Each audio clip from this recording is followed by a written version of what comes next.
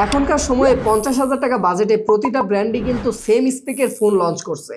আমার হাতে তেমনই একটা ফোন আছে যার নাম OnePlus S60, যেটার স্পেকও কিন্তু সিমিলার টাইপের। সেই স্ন্যাপড্রাগন 8 Gen 5, 8300 mAh এর ব্যাটারি আর 6.83 ইঞ্চি অ্যামোলেড ডিসপ্লে। তাহলে অন্যান্য কম্পিটিটর কোম্পানির ফোন না নিয়ে এটা কেন কিনবেন? সেই প্রশ্নের উত্তর খোঁজার চেষ্টা করব আজকের ভিডিওতে। আমি সাব্বির হোসেন আছি আপনাদের সাথে, আর আপনারা দেখছেন টেকিপার। তার আগে একটা ছোট্ট আপডেট, এই ফোনের বর্তমান আনঅফিসিয়াল প্রাইস বাংলাদেশে প্রায় 50,000 টাকার আশেপাশে। আর আমাদের আজকের এই ভিডিওটি স্পন্সর করেছে SMS গ্যাজেট। একদম ট্রাস্টেড সোর্স থেকে ফোন নিতে চাইলে ওদের সব ভিজিট করতে পারেন। আমার কাছে ছিল এই শ্যাডো গ্রিন কালারটা, আর সত্যি বলতে এই কালারটা হাতে নিলে একটা প্রিমিয়াম ফিল দেয়। একদম সাবলীল ক্লিন, কোনো ফ্যান্সি ডিজাইন নাই এতে, কিন্তু ক্লাসি একটা ভাইব দিচ্ছে।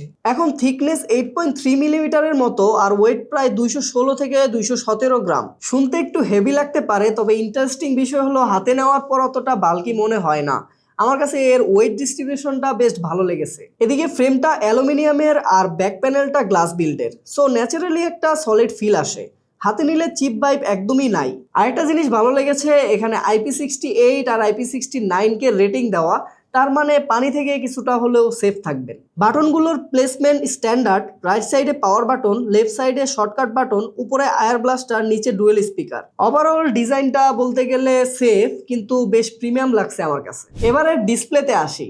এখানে OnePlus যে ডিসপ্লেটা দিয়েছে সেটা কিন্তু আসলেই জোস। 6.83 ইঞ্চ 1.5K অ্যামোলেড প্যানেল আর refresh rate up to 165 hertz. তবে ওয়েট, রিয়েল লাইফ ইউজেসে কিন্তু এই 165 হার্টজটা পাওয়া যায় না। কিছু স্পেসিফিক গেমে শুধু এই 165 হার্টজটা পাবেন। মোস্টলি এখানে 120 হার্টজটা ইউজ করে সব জায়গায়, আর সেটা অনেস্টলি যথেষ্ট স্মুথ। ইউএফও টেস্টে আমি পার্সোনালি কোনো গোস্টিং পাই নাই। ব্রাইটনেস, আউটডোর ইউজে কোনো সমস্যা নাই। 1800 নিটসের গ্লোবাল ব্রাইটনেস ডিরেক্ট সানলাইটেও স্ক্রিনটা ভালোভাবেই ভিজিবল রাখতে পারে। কালার টিউনিংটা স্লাইটলি বুস্টেড, কিন্তু খুবই প্লিসেন্ট লাগে দেখতে, ওভার স্যাচুরেটেড মনে হয় না। অনেকটা ব্যালেন্স লাগছে আমার কাছে। 1 বিলিয়ন কালার সাপোর্টেড, তাই কালার নিয়ে কোনো ইস্যুই নাই এখানে। 450 ppi ডেন্সিটি থাকায় এর পিক্সেলগুলো শার্প, আর সেই সাথে ভিউইং অ্যাঙ্গেলটাও যথেষ্ট ভালো। আর HDR10+ ডলবি ভিশন সাপোর্ট এগুলাও পাবেন, তাই ইউটিউবে 4K HDR ভিডিও দেখা জেনুইনলি এনজয়েবল। তাছাড়া ডুয়েল স্টেরিও স্পিকারের কারণে কন্টেন্ট কনজিউমিংয়েও একটা এক্সট্রা ফিল পাবেন। সেই সাথে এর সাউন্ড কোয়ালিটিও যথেষ্ট ভালো, এবং এর স্পিকারের লাউডনেসও যথেষ্ট হাই। PWM ডিমিং 3840 হার্টজ, কোনো ধরনের ফ্লিকার ইস্যু নাই, তাই চোখের উপর এক্সট্রা প্রভাবও ফেলবে না। সিকিউরিটিতেও কমতি রাখে নাই OnePlus। 3D ultrasonic fingerprint sensor দিছে, যেটা কিন্তু অনেক ফাস্ট আর অ্যাকুরেট। এর ডিসপ্লে অনেকটা ফ্ল্যাগশিপ লেভেলের, এতে কোনো ডাউট নাই। এখন গ্রিন লাইন পড়বে কিনা সেটা বলা যাচ্ছে না, কিন্তু OnePlus এখানে বইয়ের ডিসপ্লে প্রোভাইড করেছে, তাই কিছুটা হলেও স্বস্তিতে থাকতে পারেন। এবার চলে যাওয়া যাক এর পারফরমেন্স সেকশনে। এখানে দেওয়া হয়েছে স্ন্যাপড্রাগন 8 Gen 5, যেটা নিয়ে আশা করি বেশি কিছু বলার দরকার নাই। এখানে অন্তত স্কোর পেয়েছি 28 লাখের মতো, আর গিগবেঞ্চ সিঙ্গেল করে 2723, আর মাল্টি করে 8827 স্কোর পেয়েছি। স্কোর স্লাইটলি কম মনে হয়েছে এখানে। তাছাড়া এখানে স্টোরেজ টাইপ হচ্ছে UFS 4.1, আর র্যাম হচ্ছে LPDDR5X টাইপের। অ্যাপ ওপেনিং, সুইচিং থেকে শুরু করে সব কিছুই ইনস্ট্যান্ট, এগুলো নিয়ে কোনো প্যারা খাইনি। কিন্তু আসল কথা হচ্ছে সাস্টেন পারফরমেন্স দিতে পারছে কিনা এই ফোনটা, সেটাই আমরা চেক করে দেখব। CPU থ্রটলিং টেস্টে 60% পর্যন্ত নেমে আসে, মানে লং রানে একটু ড্রপ আছে এইটুকু শিওর বলা যেতে পারে। আর স্ট্রেস টেস্টে স্টেবিলিটি ছিল 79%। নট ব্যাড, কিন্তু পারফেক্টও বলা যাচ্ছে না। এখন টেস্টিংকে সাইডে রেখে এর গেমিং পারফরমেন্সটাই কিন্তু মূল ইম্পর্টেন্ট।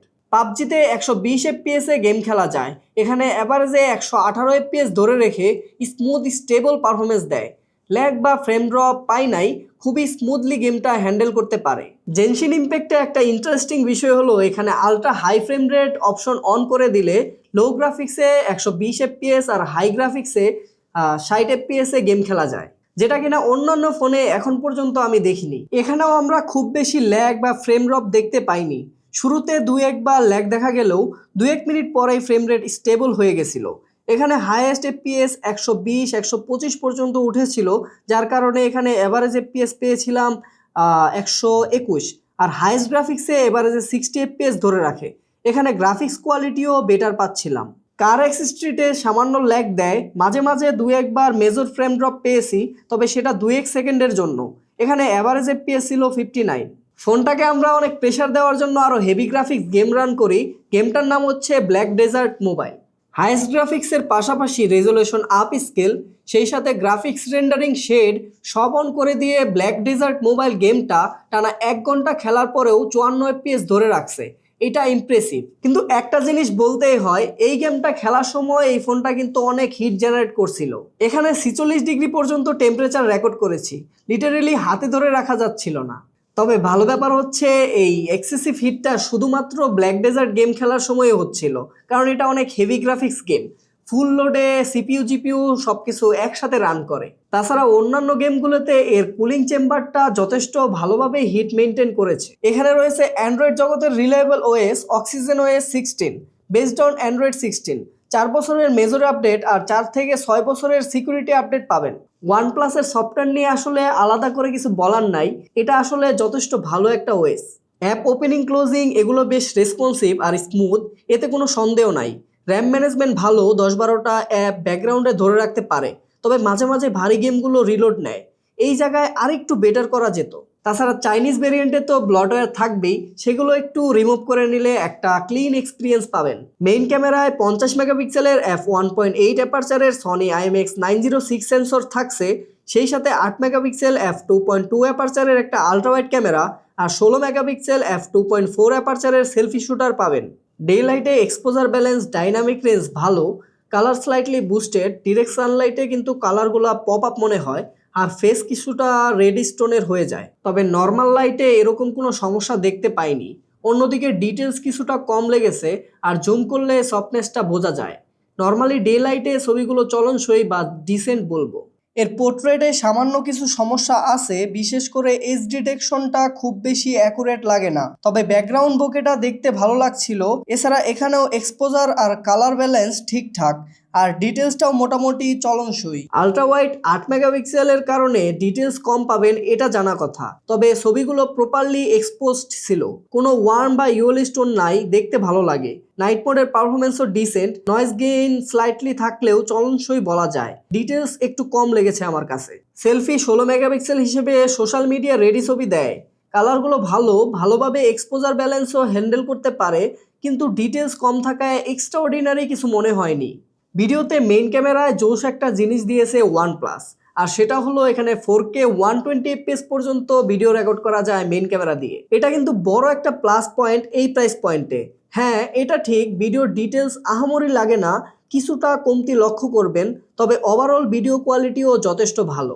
কিন্তু সমস্যা হচ্ছে এর সেলফি ভিডিওতে।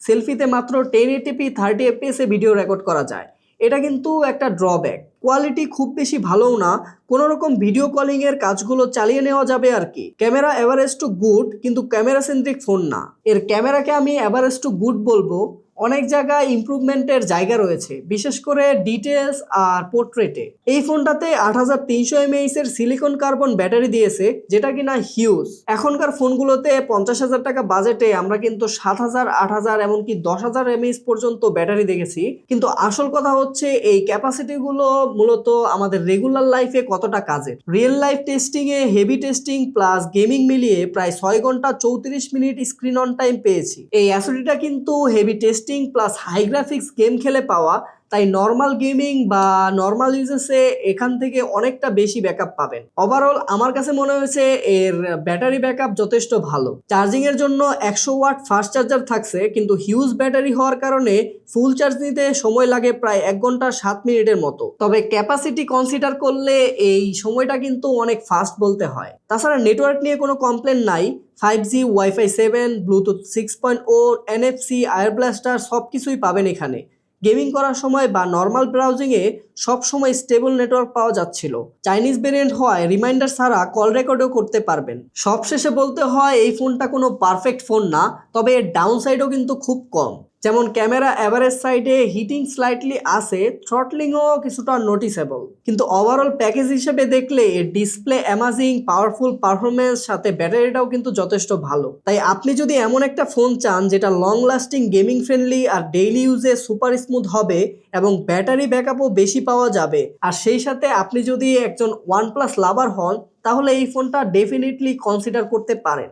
আর হ্যাঁ, আরেকটা কথা, যেহেতু OnePlus S6টাও 2-3 হাজার টাকা বেশি দিলে পাওয়া যায়, সেক্ষেত্রে আমার মনে হয় এটা 45 থেকে 46 হাজার টাকার মধ্যে আসলে সবচেয়ে ভালো হয়। তখন চাইলে আপনারা এটা নিতে পারেন। আজ এই পর্যন্তই, দেখা হবে পরবর্তী কোনো ভিডিওতে।